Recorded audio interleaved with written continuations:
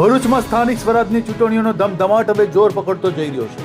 ભાજપ અને કોંગ્રેસના ઉમેદવારો પોતાના મત વિસ્તારમાં કાર્યાલયોના ઉદ્ઘાટનો સાથે પ્રચાર પ્રસારનો શંખનાદ કરી રહ્યા છે.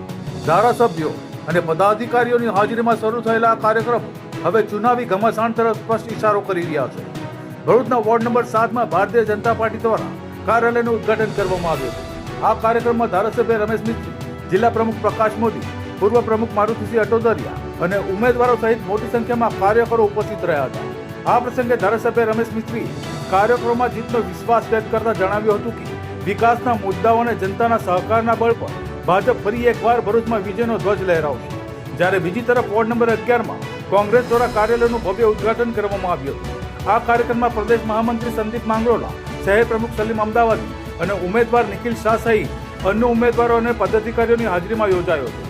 આ પ્રસંગે કોંગ્રેસના આગેવાનો દ્વારા ભાજપના ગઢમાં મજબૂત પડકાર ફેંકવાનો દાવો કરવામાં આવ્યો હતો અને જનતાના પ્રશ્નો ઉકેલવાની પ્રતિબદ્ધતા વ્યક્ત કરવામાં આવી હતી.